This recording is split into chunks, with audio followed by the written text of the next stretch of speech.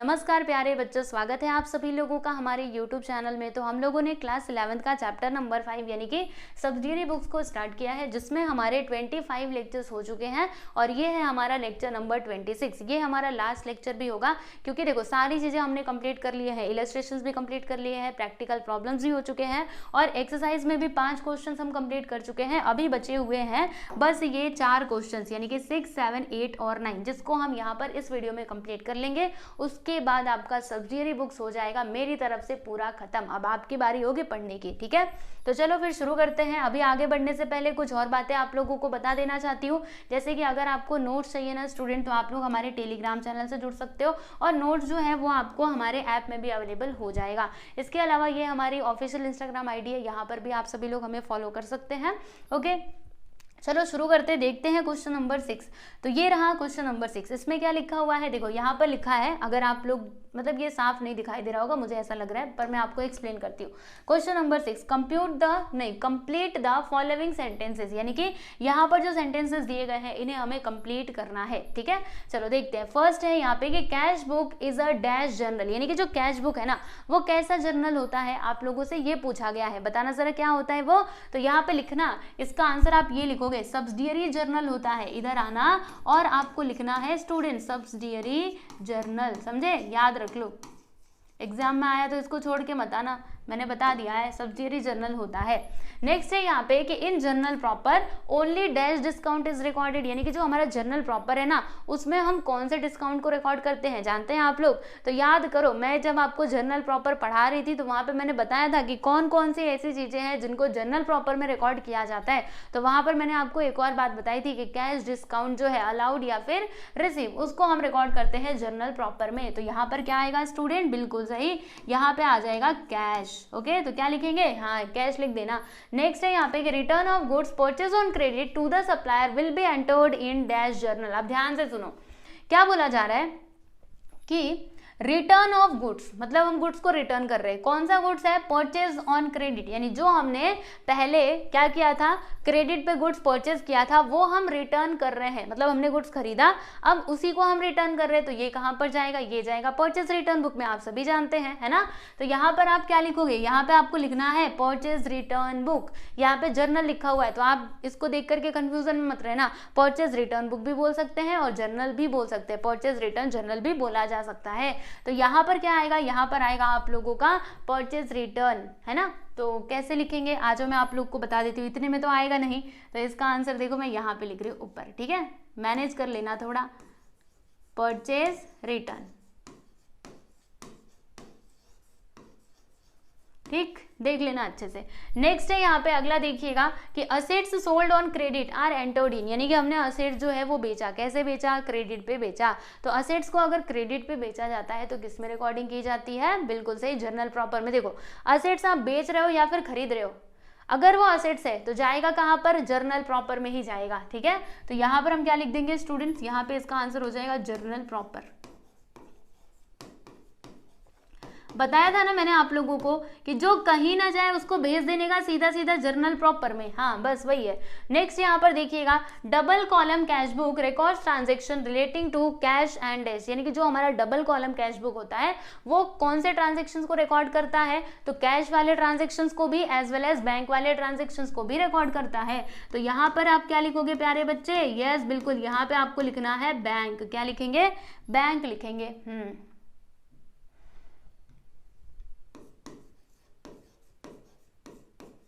चलो जी, ये काम भी हमने कर दिया।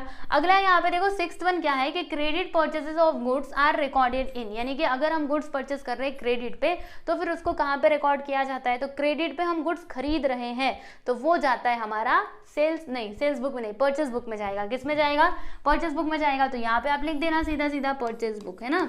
अगर बेचोगे तब तो सेल्स बुक में जाएगा, खरीद रहे हो ना तो सीधा सीधा परचेज बुक में लिखने का उसको, ठीक। चलो आगे चलते हैं। अगला है यहाँ पे 7वां देखिएगा कि cash book does not record the dash transactions, यानी कि जो कैश बुक है ना वो कौन से ट्रांजेक्शन्स की रिकॉर्डिंग नहीं करता है, बताना जरा। देखो कैश बुक में बस कैश वाले ट्रांजेक्शन्स ही आते हैं, क्रेडिट वाले ट्रांजेक्शन्स नहीं आते हैं। तो यहाँ पर आप क्या लिखेंगे प्यारे बच्चे, क्रेडिट लिखिएगा। क्या लिखना है आप लोगों को, क्रेडिट, दिख रहा है, ये मैंने क्रेडिट लिखा है, क्रेडिट ट्रांजेक्शन्स। अगला यहाँ पर है कि credit balance shown by a bank column in cash book is dash, यानी कि ध्यान से सुनना, एकदम अच्छे से सुनो। Credit balance shown by a bank column in cash book, जैसे कि जो हमारा कैश बुक है ना, आपको बताती हूँ, इसको जरा ऊपर करने दो। चलो भाई तुम ऊपर चलो, ऊपर गया, ठीक है। देखो जैसे कि हमारा मान लीजिए कैश बुक है, ठीक, तो कैश बुक में क्या होता है, 2 कॉलम्स होते हैं, आप सभी जानते हैं। कौन कौन से कॉलम्स होते हैं, एक होता है कैश के लिए, दूसरा बैंक के लिए। एक होता है कैश के लिए और दूसरा होगा प्यारे बच्चे किसके लिए, बैंक के लिए, है ना। तो यहाँ पर क्या बोला गया है कि क्रेडिट बैलेंस शोन बाय अब bank column in cash book, यानी कि जो हमारा कैश बुक है ना, उसका जो बैंक कॉलम है वो कौन सा बैलेंस शो कर रहा है, वो क्रेडिट बैलेंस को शो कर रहा है। ये क्रेडिट होता है, ये डेबिट होता है ना।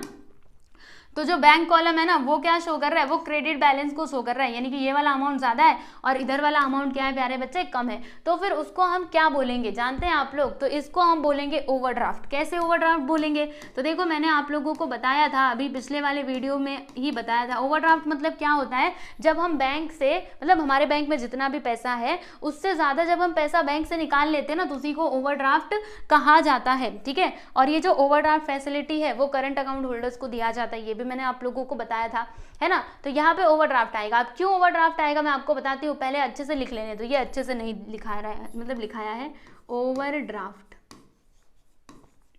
ठीक। तो देखो होता क्या है, कैश बुक की अगर मैं बात बताऊं तो जब हमारे पास पैसा आता है तो इधर हम रिकॉर्ड करते हैं, और जब पैसा जाता है तो हम इधर रिकॉर्ड करते हैं, क्योंकि ये हमारा रिसीट साइड होता है, ये हमारा पेमेंट साइड होता है ना। तो देखो ध्यान से समझना, जैसे मान लो बैंक भी क्या करती है, बैंक भी मतलब एक जैसे हमने यहाँ पे अकाउंट बनाया है वैसे ही बैंक भी तो अकाउंट बनाएगी ना, जो भी हमारे ट्रांजेक्शन्स होंगे उनको वो अपने खाते में अपने यहाँ पे रिकॉर्ड करेंगे, ठीक है। तो सुनना, हमारा डेबिट बैंक का क्या होता है बच्चों, क्रेडिट, और हमारा क्रेडिट बैंक का क्या होता है, डेबिट होता है। लेकिन ये आपको नहीं समझना, बस आपको यही समझना है जो मैं आपको यहाँ पे बता रही थी, ठीक है। वो अगले चैप्टर में आप लोग को बताऊंगी, जब हम BRS पढ़ेंगे ना तो वहां पर मैं आपको इसके बारे में बताऊंगी, अभी उसकी जरूरत नहीं है, बस इतने में आपका काम हो जाएगा। तो देखो क्या लिखा था कि credit balance of cash book और कैश बुक का बैंक कॉलम, ठीक है। तो अगर वो क्रेडिट बैलेंस है तो फिर यहाँ पे ओवरड्राफ्ट आएगा। ओवरड्राफ्ट क्यों, क्योंकि देखो यहाँ पे जब हम कोई पेमेंट करते हैं, जब हमारा कोई खर्चा होता है तो उसको हम इस साइड रिकॉर्ड करते हैं, और जब पैसा रिसीव होता है तो यहाँ पे रिकॉर्ड करते हैं। तो ध्यान से समझना, देखो हमको पैसा रिसीव कितना हुआ, मान लीजिए कि हमको पैसा रिसीव हुआ है 10,000 और हमने खर्चा कितना कर दिया है, बताना जरा, हमने ये 12,000 खर्चा कर दिया है ना। तो यहाँ पे आप देख सकते हो ये वाला ज्यादा है और ये वाला कम है ना।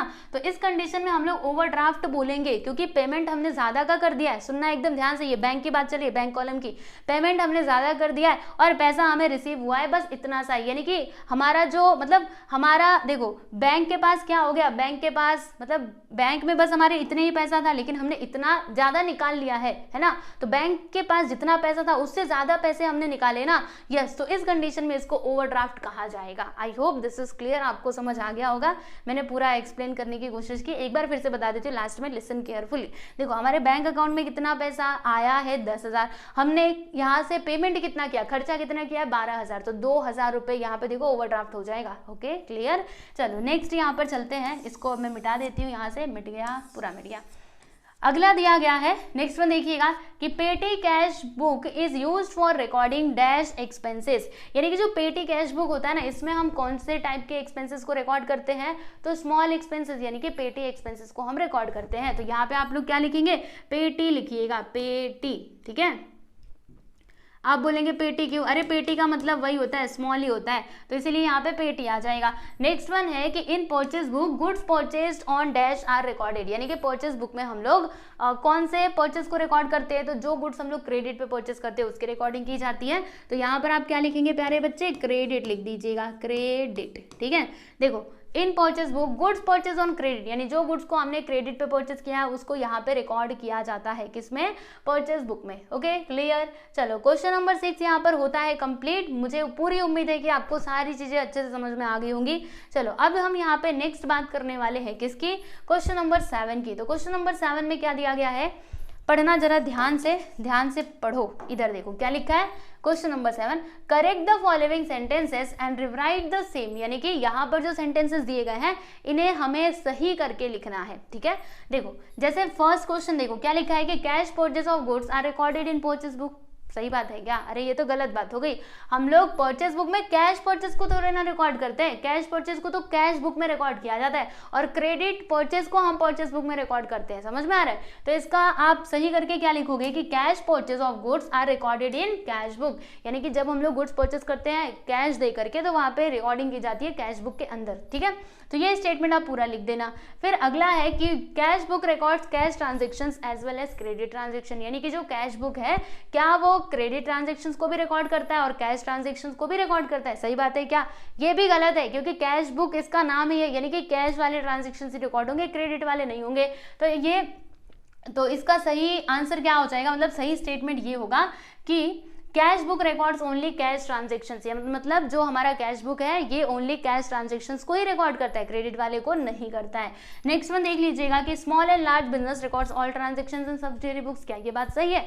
अगर आप लोगों को याद होगा फर्स्ट लेक्चर, तो वहां पर मैंने आप लोग को एक बहुत ही सिंपल से सरल भाषा में एक बात बताई थी, जैसे जब हमारा कोई भी ट्रांजेक्शन होता है हमारे बिजनेस के अंदर तो हम उसकी रिकॉर्डिंग जर्नल में कर लेते हैं, है ना। फिर हमें ये सब्सिडियरी बुक्स की जरूरत क्यों पड़ी? क्योंकि सब्सिडियरी बुक्स में भी वही मतलब पहले ही रिकॉर्डिंग की जाती है। तो देखो आपको बताती हूँ, जैसे कि अगर कोई बड़ा ऑर्गेनाइजेशन है तो बड़े ऑर्गेनाइजेशन में बहुत सारे ट्रांजेक्शन, जैसे परचेज की अगर मैं बात करूं तो परचेज के ही कई सारे ट्रांजेक्शन होंगे। तो अगर आप उनको जर्नल में रिकॉर्ड करोगे तो देखो जर्नल में हम सारी चीजों को रिकॉर्ड करते हैं ना, परचेज हो, सेल्स हो, कुछ भी हो, सबको हम जर्नल में रिकॉर्ड करते जाते हैं। ठीक है, तो अगर आप लोगों को बस परचेज के बारे में जानना है तो आपको क्या करना पड़ेगा, पूरा वो जर्नल में एक एक करके ढूंढना पड़ेगा, कहाँ कहाँ पे परचेज किया था, कितना किया था, ऐसे करके पूरा एक एक करके देखना पड़ेगा, है ना। बहुत सारे ट्रांजेक्शन होंगे तब।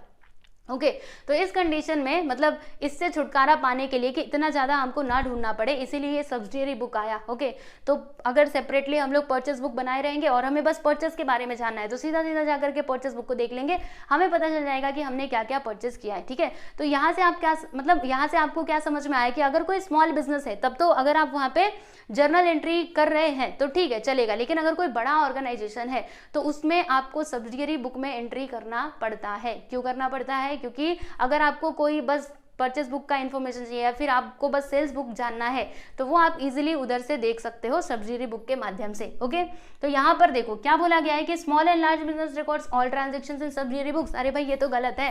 देखो स्मॉल वाले तो जर्नल में करेंगे, उनका काम हो जाएगा, उतने में उनका काम हो जाएगा क्योंकि उनके उतने सारे ट्रांजेक्शन नहीं है। लेकिन अगर लार्ज ऑर्गेनाइजेशन की बात करें ना तो उसमें बहुत सारे ट्रांजेक्शन होते हैं, इसीलिए जो लार्ज बिजनेस होते हैं वो क्या करते हैं, वो ट्रांजेक्शन को रिकॉर्ड करते हैं सब्सिडियरी बुक्स में। ओके तो ये इसका आंसर है। नेक्स्ट वन यहाँ पे फोर्थ वन हम देखेंगे क्या लिखा है कि द पर्सन हु मेंटेन पेटी cash book is called a chief cashier. सही बात है क्या? नहीं नहीं, जो पर्सन पेटी कैश बुक को मेंटेन करता है उसको पेटी कैशियर कहा जाता है, ना कि चीफ कैशियर कहा जाता है। ओके तो क्वेश्चन नंबर 7 भी यहाँ पर होता है समाप्त। चलिए आगे चलते हैं, अगला सवाल आप लोगों के सामने क्वेश्चन नंबर 8। इसमें क्या लिखा है कि कैलकुलेट द फॉलोइंग, यानी कि हमें अब यहाँ पे कैलकुलेशन करना है। कि तो हमको बहुत अच्छे से आता है, आज आप लोगों को दिखाती हूँ। यहाँ पे हम लिखेंगे सॉल्यूशन। क्या लिखा है देखो, कैश परचेस कितना दिया है, कैश परचेस है 1,60,000, 10% का ट्रेड डिस्काउंट, 5% का cash discount, what is the amount of net purchase, यानी कि नेट परचेस का अमाउंट आप लोगों को फाइंड करना है। तो देखो कैसे करेंगे हम, कैश परचेस यहाँ पर कितना है, देखो यहाँ पे मैं लिख रही हूँ कैश परचेस, बहुत सिंपल है। कैश परचेस कितना है 1,60,000। तो ये जो 1,60,000 दिया गया ना, फर्स्ट ऑफ ऑल हम इसमें से क्या करेंगे, 10% ट्रेड डिस्काउंट को माइनस कर देंगे। तो हम इधर लेस करेंगे, किसको लेस करेंगे, ट्रेड डिस्काउंट। कितना परसेंट, तो ये है भाई 10%। ठीक है, तो 1,60,000 का 10% कितना होगा, 16,000 होगा। आप 10% निकाल करके देख लेना, आपको मिल जाएगा 16,000। माइनस करोगे तो कितना आएगा, 0 0 0, 10 में से 6 गया तो 4, 5 में से 1 गया तो 4, यानी कि यहाँ पर 1, मतलब कितना आ गया 1,44,000, इतना ही आएगा। अब हम क्या करेंगे, देखो हमें यहाँ पे नेट परचेस बताना है ना, यानी कि आपको मान लीजिए कोई सामान आपको इतने में मिल रहा है बराबर, उसके ऊपर आपको ट्रेड डिस्काउंट भी मिला, कैश डिस्काउंट भी मिला, तो फाइनली आपको कितना अमाउंट वो पर्सन को पे करना पड़ेगा, यानी दुकानदार को, उसका पता लगाना है। तो देखो हमने यहाँ पे ट्रेड डिस्काउंट को माइनस कर दिया। अब जो कैश डिस्काउंट है ना प्यारे बच्चों, इसको भी तो माइनस करेंगे। कैश डिस्काउंट CD हम लिखते हैं, कैश डिस्काउंट कितना परसेंट, तो ये है 5%। चलो अब ये जो 1,44,000 आपको दिखाई दे रहा है ना, इसका 5% हम लोग कैलकुलेट करेंगे। तो 1,44,000 का 5% कितना होगा, आ जाइए आप लोगों को बताती हूँ प्यारे बच्चों। 00 से 00 को कैंसिल कर देना, फिर ये 500, 5 4 सा क्या होता है 20, 20 का 0 2 आ गया, 5 4 सा 20 + 2 22, फिर ये 2 आया, 5 1 5 5 2 7, यानी कि 7,200। तो देखो यहाँ पे आपको लिखना है 7,200 और माइनस कर दो, फिर आपको ये नेट परचेस मिल जाएगा। ओके चलो भाई माइनस कर देते हैं, तो यहाँ पे आ जाएगा 0 0, 10 में से 2 गया तो 8, इधर बचता है 3, 13 में से 7 गया तो 7, 8 9 10 11 12 13, यानी कि 6 आ जाएगा। फिर यहाँ पे कितना बचता है 3, इधर है, मतलब 1,36,800 ये हमें क्या मिलेगा, नेट परचेस। ओके इसको थोड़ा मैं ऊपर करती हूँ, तुम ऊपर चलो भैया, यहाँ हमें क्या मिला, नेट परचेस। हमें यही बताना था ना, बता दिया हम लोगों ने, बात खत्म। ठीक, कितना 1,36,800 रुपीज। तो यहाँ पे आप लिख देना कि देयरफॉर नेट परचेस इज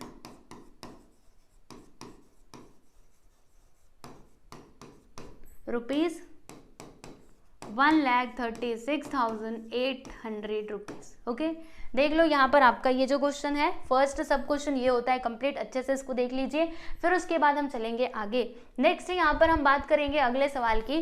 तो क्वेश्चन नंबर 2 में क्या बोला गया है कि purchase goods from Harish ₹12,000 at the rate of 10% trade discount, what is the amount of trade discount. यानी कि देखो अभी समझना, हमने ना हरीश के पास से गुड्स खरीदा, ठीक है, कितने का खरीदा, 12,000 का, जिसके ऊपर हमें ना 7% का ट्रेड डिस्काउंट भी मिला है। तो हमें यहाँ पर ट्रेड डिस्काउंट बताना है कि कितना होगा। देखो हमें यहाँ पे नेट परचेस नहीं बताना है, हमें ट्रेड डिस्काउंट बताना है। ओके तो ये हम कैसे निकालेंगे, देखो ये बहुत सिंपल है, ट्रेड डिस्काउंट हमें फाइंड करना है ना, आ जाओ देखते हैं।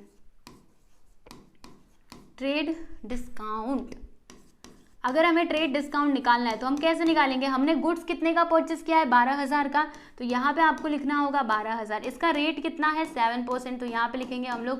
देखो 7% का मतलब क्या होता है, पहले मैं ऐसे लिखती हूँ 7%, यानी कि इसका मतलब ये होगा 12,000 इंटू 7/100। 00 से 00 को कैंसिल कर देना, मल्टीप्लाई करोगे 700, 7 2 14 का 4, 1 आया, 7 718, यानी कि 840 रुपए ये हमें क्या मिला, ट्रेड डिस्काउंट। ठीक है, तो ट्रेड डिस्काउंट का अमाउंट ये आया है, यही हमें बताना था, बता दिया हम लोगों ने, बात खत्म। नेक्स्ट यहाँ पर हम बात करेंगे क्वेश्चन नंबर 3 की। ऊपर चलो, थर्ड क्वेश्चन ऊपर चलो।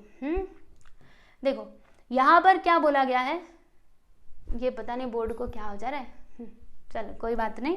देखो यहाँ पर लिखा हुआ है कि sold 50 shirts at 300 rupees per shirt and 40 trousers of ₹600 each, what is the amount of sales. अरे वाह, कितना आसान सवाल हमसे पूछ लिया। हम लोगों ने क्या किया, हम लोगों ने ना 50 शर्ट बेचे और 40 ट्राउजर बेचे, तो हमें ये बताना है कि टोटल अमाउंट कितना होगा। ये तो कितना आसान है, आ जाओ हम सॉल्व कर लेते हैं फटाफट से।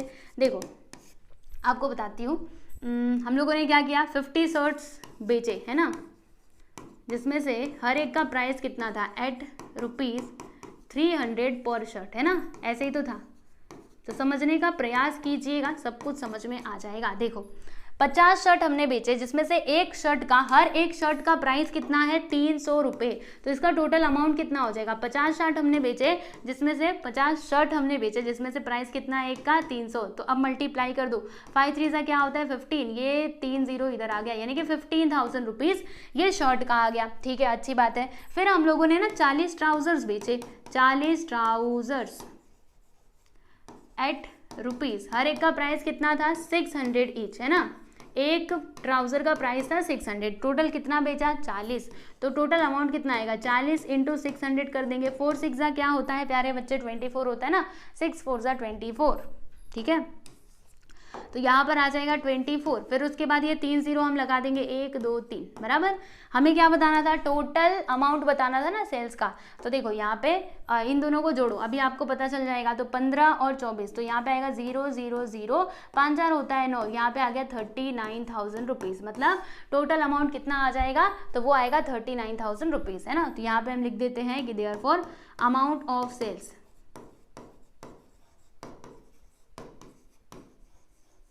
विच is equal to ₹39,000। Okay clear. तो ये है आप लोगों का आंसर, देख लेना। अब हम यहाँ पे बात करने वाले अगले क्वेश्चन की। तो अब इसमें क्या लिखा हुआ है, चलिए समझ लेते हैं जल्दी से।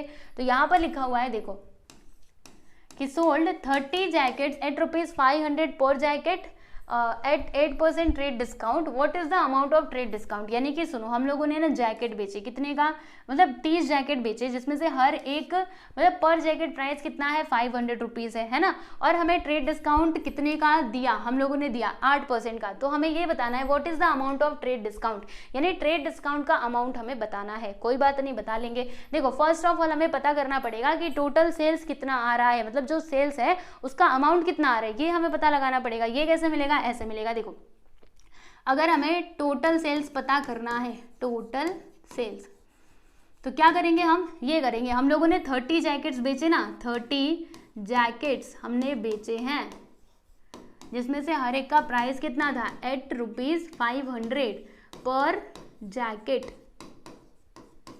मल्टीप्लाई करो, अब यहाँ पे मल्टीप्लाई करना, 30 × 500, तो 3 5 से क्या होता है 15, यानी कि 15,000 रुपीज़ ये आ गया हमारा टोटल सेल्स, है ना। तो जितने का सेल्स हो रहा है इसके ऊपर ही हम ट्रेड डिस्काउंट देंगे, सही बात है ना। तो अब यहाँ पे ट्रेड डिस्काउंट कैलकुलेट कर लेना। यहाँ पे हम लिखते हैं कि now trade discount. Trade discount calculate करने के लिए हम क्या करेंगे, तो टोटल सेल्स कितना है 15,000, इसका रेट कितना दिया है ट्रेड डिस्काउंट का, आप लोग देख सकते हो 8% है ना। 8% का मतलब क्या होता है प्यारे बच्चे, ये होता है 8/100 होता है, बताया था मैंने आप लोगों को। 00 से 00 को कैंसिल कर देना। अब मल्टीप्लाई करो यहाँ पे, तो देखो 800, 8 5 से क्या होता है 40, 40 का 0 आ गया 4, फिर 8 1 8, 8 4 कितना 12, यानी कि 1200 रुपये हो जाएगा। क्या होगा, तो ये हमारा ट्रेड डिस्काउंट वाला अमाउंट हो जाएगा, समझे। ट्रेड डिस्काउंट का अमाउंट हो जाएगा 1200 रुपये। बस ये है आपका फाइनल आंसर, देख लो अच्छे से।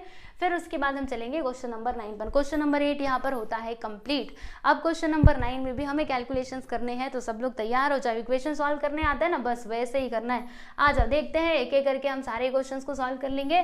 तो यहाँ पर क्वेश्चन नंबर 9 में क्या लिखा हुआ है कि कंप्लीट द फॉलोइंग टेबल, यानी कि ये जो टेबल दिया गया है इसे हमें कंप्लीट करना है, ठीक है। तो कैसे कंप्लीट करना है, ये जो खाली स्थान दिए गए हैं ना, ब्लैंक प्लेसेस, इन्हें हमें भरना है। देखो यहाँ पे ब्लैंक है, यहाँ पर ब्लैंक है, इसमें देखो यहाँ पर ब्लैंक है। तो ये हम कैसे भरेंगे, देखो अगर आपको इक्वेशन सॉल्व करना आता है ना, फटाक से ये चुटकियों में कर सकते हो, ठीक है। चलो देखते हैं। जैसे यहाँ पर अगर आप देखेंगे तो इधर है 35,000, फिर क्या है प्लस, और यहाँ पे 55,000, फिर यहाँ पे माइनस, और यहाँ पे हमें बताना है कि इधर क्या आएगा, और इधर क्या लिखा है 88,000। तो हम लोग इजीली इसको सॉल्व कर सकते हैं। देखो इसको सॉल्व करने का सबसे आसान तरीका जानते हो क्या है, यहाँ पर ना आप x अज्यूम कर लो। क्या अज्यूम करोगे, x। देखो यहाँ पे आपको सॉल्व करके बताती हूँ। जैसे क्या है 35,000 प्लस 55,000, एक मिनट, कहाँ मैं थोड़ा नया पेज लेती हूँ। देखो सबसे आसान तरीका यही है, 35,000, ठीक है, प्लस क्या था 55,000, है ना। उसके बाद से क्या था माइनस, देखो यहाँ पर हमने क्या अज्यूम किया x, तो यहाँ पे मैंने लिख दिया है x, आ जाओ, which is equal to, equal में क्या था 88,000 था, आप लोग देख सकते हो। तो यहाँ पर मैंने लिखा 88,000। अब आप इस इक्वेशन को सॉल्व कर दीजिए, आपको x का वैल्यू मिल जाएगा। x का वैल्यू मिला मतलब आपको आपका आंसर भी मिल जाएगा। देखो इन दोनों को पहले हम प्लस कर देंगे, तो 5 5 कितना होता है 10 का 0, 1 आया, 5 3 8 1 9, यानी कि 90, और फिर ये 3 0, 90,000। ये जो 88 दिखाई दे रहा है इसको इधर बुला लेना, जब ये इधर आएगा तो माइनस में हो जाएगा, -6 को उधर लेकर के जाओगे +6 हो जाएगा। 90,000 माइनस 88,000 करोगे तो 2,000 आएगा, यानी कि x का वैल्यू हमें क्या मिलता है 2,000 मिलता है। तो यहाँ पर आप आएंगे और इधर क्या लिख देंगे स्टूडेंट, यहाँ पे आप लोग को लिखना है, ओह ये पूरा गायब होगा, मुझे पता था ऐसे ही कुछ होने वाला है। रुको आप कुछ करना पड़ेगा, क्या करूं, यहाँ पे ना 2,000 आएगा, नहीं ऐसे नहीं, रुको कुछ और करती हूँ ताकि ये यहाँ से गायब हो।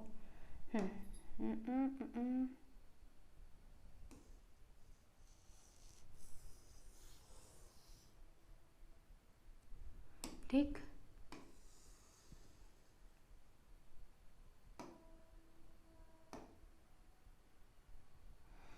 अब इसको फिल कर देते हैं। ओह नो, ये x तो गायब ही नहीं हुआ, इसको गायब करना है ना। ये लो जी, मैंने गायब कर दिया, हो गया ना। इसमें हम क्या लिख देंगे 2,000 लिख देंगे। आ जाइए मैं लिख देती हूँ इधर 2,000, ठीक। तो जैसे मैंने इसको किया वैसे ही आपको हर एक को सॉल्व करना है, इसको भी वैसे ही करना है। देखो ध्यान से, यहाँ पर क्या लिखा हुआ है, ये क्वेश्चन मार्क है, फिर उसके बाद ये 60,000, 3,000 और वो 1,02,000। तो क्या करोगे, जहां पर क्वेश्चन मार्क है ना वहां पे आप x अज्यूम कर लेना। तो आ जाओ, ये इक्वेशन बनाते हैं। x प्लस 60,000 हम लिखेंगे, देखो इसको मैं यहाँ से गायब करती हूँ, वापस से लिखते, देखो x प्लस 60,000 और उसमें से माइनस कितना किया गया था आप लोग देख सकते हो, 3,000 को माइनस किया था और तब हमें मिला था 1,02,000। तो देखो यहाँ पर हम माइनस कर देते 3,000 को, देन हमें मिलता है 1,02,000 ऐसे करके। अब इसको सॉल्व करो, आंसर मिलेगा। देखो कैसे, ये x को इधर ही रहने देना। फिर यहाँ पर देखो 60,000 माइनस 3,000 करोगे तो हमें क्या मिलेगा, 57,000 मिलेगा, इतना ही मिलेगा ना। फिर 1,02,000। अभी क्या 57,000 को उस साइड बुला लो, जब ये उधर जाएगा तो माइनस में हो जाएगा। 102,000 माइनस 57,000 माइनस करो, कितना आएगा 0 0 0 और 12 में 7 गया तो 5 आता है ना। 12 में 7, 8 9 10 11 12, ठीक है। फिर यहाँ पर कितना बचेगा, 9 9 में से 5 गया तो 4, यानी कि 45,000 यहाँ पर आ जाएगा। ठीक है, तो आपको इधर क्या लिखना है, देखो जरा ध्यान से, यहाँ पर आप लोगों को लिखना है स्टूडेंट, ये क्वेश्चन मार्क की जगह पे इसको यहाँ से हटाना और आप लोग लिखना 45,000। ओके ठीक, मैं लिख दूँ, आ जाओ 45,000 लिख देते इधर।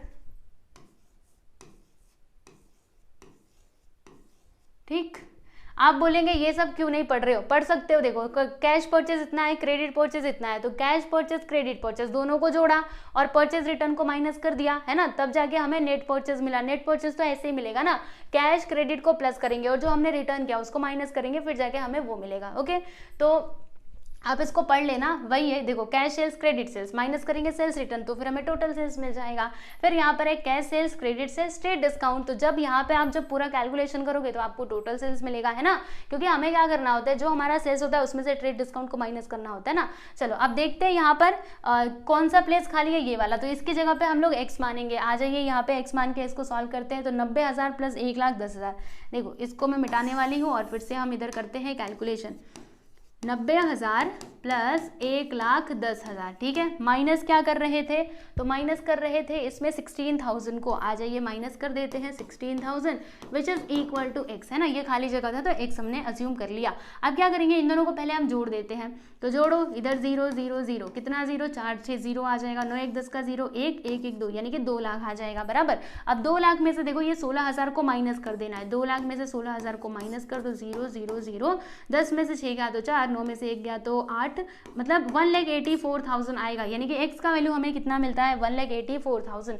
तो यहाँ पर आप आइएगा और क्या लिखेंगे आप, 1,84,000। ओके क्लियर, समझ आया, यस। तो ऐसे करके आपको लिखना है, टोटल सेल्स यहाँ पर ये हो जाएगा। फिर इधर देखो, इसमें देखो ये प्लेस खाली है तो इसके प्लेस पे x अज्यूम कर लेना। तो आ जाओ देखते हैं, 70,000 प्लस x, आ जाओ मैं इसको सॉल्व करती हूँ फटाफट से।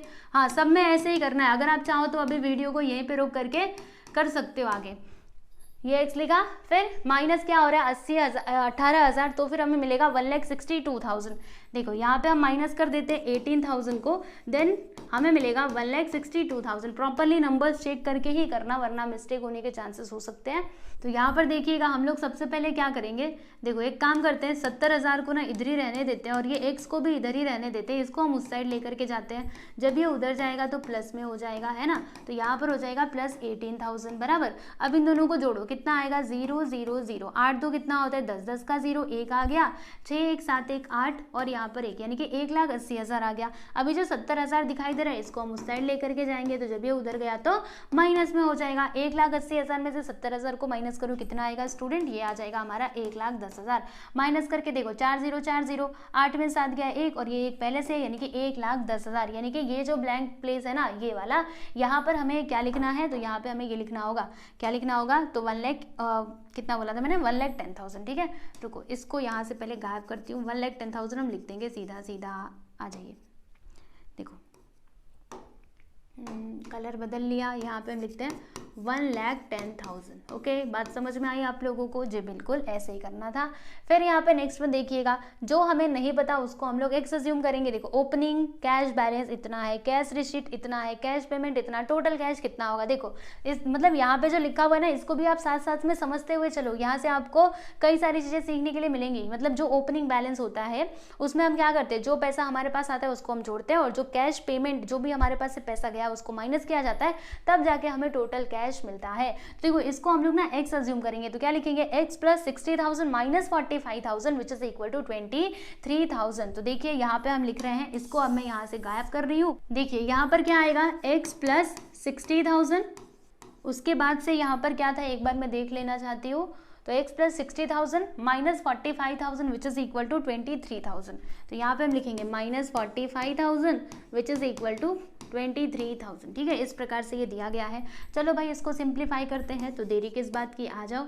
हम एक काम करेंगे, क्या काम करेंगे, पहले ना एक काम करते हैं, 60,000 में से 45,000 को माइनस करते हैं, तो कितना आएगा, 0 0 0, 3 0 आ गया, 10 में से 5 गया तो 5 आएगा, और इधर 5 में से 1 गया, 5 में से 4 गया तो 1 बराबर, और इधर ये 23,000 पहले से है, रहने दीजिए। अब इसको उस साइड लेकर के जाएंगे, जब ये उधर जाएगा तो माइनस में हो जाएगा। तो 23,000 माइनस 15,000 करोगे तो कितना आएगा, तो 0 0 0, 13 में से 5 गया तो 8, इधर आएगा 0 है ना, 1 में से 1 गया तो 0, यानी कि 8,000 आ जाएगा। मतलब इस जगह पे आप क्या लिखोगे, ये जो खाली जगह दिखाई दे रहा है ना, यहाँ पे आपको लिखना है 8,000। तो ये क्वेश्चन मार्क यहाँ से मिटाओ और इसके जगह पे लिखो, क्या लिखेंगे, 8,000 लिखेंगे। समझ में आ रही है बात? ओके जी, चलिए 8,000 इधर मैं लिख देती हूँ, 8,000 ये लो, 0 0 0। ठीक है, ये हो गया हमारा 8,000। चलो अब हम यहाँ पे बात करेंगे नेक्स्ट वन की। तो आगे अगर आप देखेंगे तो ऐसे और भी क्वेश्चंस दिए गए हैं, टोटल और भी क्वेश्चंस है, कितने हैं, क्वेश्चन नंबर 6 7 8 9 और 10, यानी कि और 5 क्वेश्चंस हैं।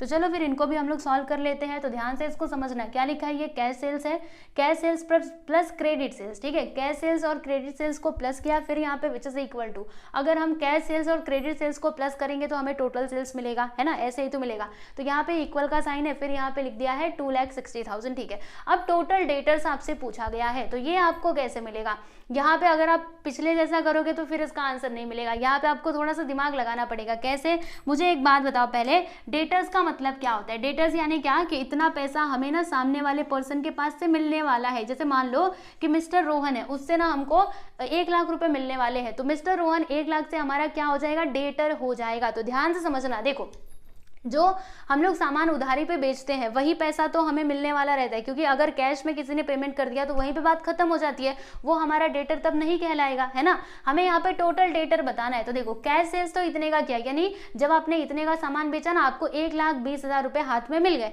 लेकिन ये जो आप क्रेडिट सेल्स कर रहे हो, यानी कि जो उधारी पे आप सामान बेच रहे हो, उसका पैसा आपको तुरंत के तुरंत नहीं मिला, तो फिर कब मिलेगा, बाद में मिलेगा ना, है ना। क्रेडिट का मतलब ही क्या होता है, उधारी। ओके, तो जितने से आपका उधारी रहेगा उतना ही तो ये आपका डेटर होगा ना, यानी कि टोटल डेटर में आप लोग क्या लिखेंगे प्यारे बच्चों, 1,40,000 लिख देना, और यही आप लोगों का होगा फाइनल आंसर। समझ में आया, क्योंकि जितना आपने उधारी पे सामान दिया है उतने से ही तो आपका डेटर बढ़ेगा ना। ओके, ये कैश में तो तुरंत के तुरंत पेमेंट हो गया, बात खत्म। ओके, चलो यहाँ पे अभी हम बात करेंगे 7th क्वेश्चन की। इसमें क्या लिखा है, cash purchase plus credit purchase which is equal to total purchase minus total creditors. अब ध्यान से समझना, देखो यहाँ पर क्या आएगा, अब आपको ये बताना है, तो सुनो जी, करोगे क्या, देखो वहां पर हमें क्रेडिट परचेज बताना है, बराबर। तो जितने से हमारा क्रेडिटर बढ़ेगा उतना ही तो हमारा क्रेडिट परचेज भी होगा ना। मतलब जितना हम उधारी पे सामान खरीदेंगे उतना ही पैसा तो हमें सामने वाले पर्सन को देना रहेगा,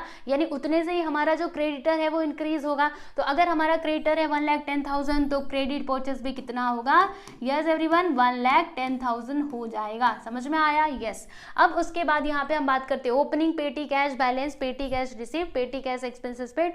ओके, देखो यहाँ पर क्या लिखा हुआ है, जैसे पेटी कैश बैलेंस कितना था, ओपनिंग इतना 250 रुपए, पेटी कैश रिसीव हमें कितना हुआ, 1,750। ठीक है, इन दोनों को प्लस करो, कितना आएगा, 2,000। देखो दोनों को जोड़ेगा 2,000 आ जाएगा। और यहाँ पे देखो पेटी एक्सपेंसेस का पता हमें लगाना है कि पेटी एक्सपेंसेस कितना होगा, और क्लोजिंग पेटी बैलेंस कितना दिया है, 420 रुपए दिया गया है। अभी इस कंडीशन में आप लोग क्या करेंगे स्टूडेंट, अरे सिंपल सी बात है ना, देखो हमें 420 चाहिए, मतलब जो हमारा क्लोजिंग पेटी कैश बैलेंस है वो कितना बचा, 420 रुपए बचा। टोटल कितना हुआ था, 2,000 2000 में से 420 को माइनस करके देख लो, यहाँ पे अभी आपको पता लग जाएगा कितना आएगा।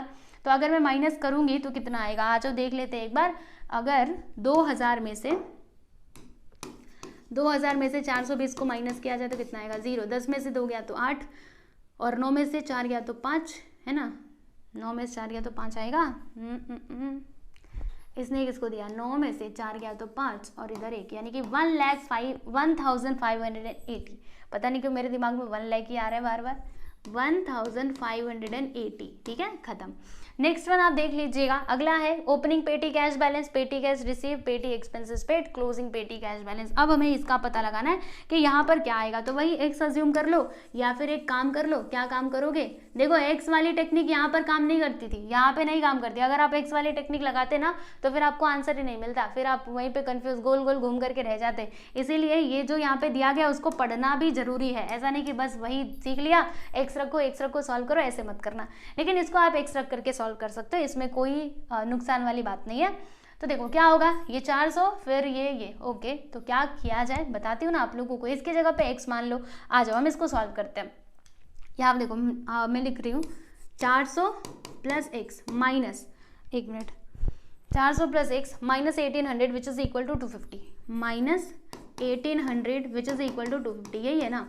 तो देखो एक काम करते हैं, 1800 को उस साइड लेकर के जाते हैं। जब 1800 उधर जाएगा तो प्लस में हो जाएगा, बराबर। तो यहाँ पे आएगा 1800, इन दोनों को जोड़ो तो यहाँ पे 0, 8 5, एक मिनट, 8 5 नहीं, 5 0 0, फिर 8 2 10 का 0, 1 आया, यहाँ पे आ जाएगा 2000, है ना, 2000 आएगा। ओहो कैसे, नहीं 2000 नहीं आ सकता।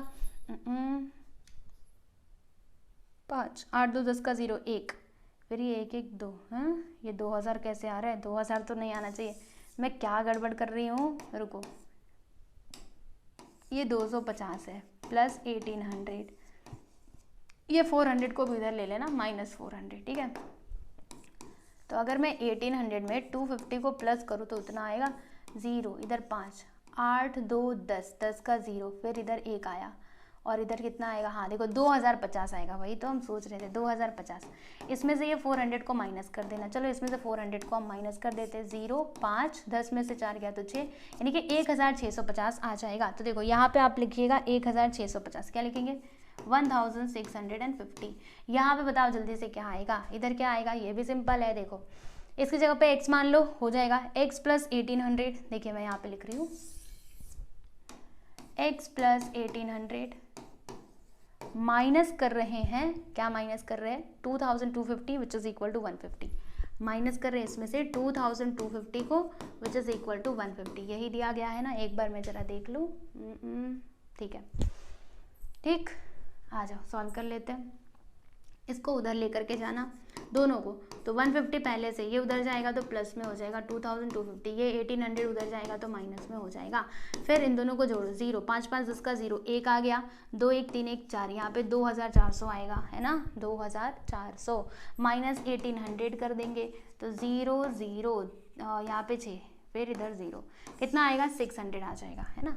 14 में से 8 गया तो 6, 8 9 10 11 12 13 14, हाँ कितना आ जाएगा यहाँ पे 600। तो देखो मैं इधर लिख देती हूँ 600,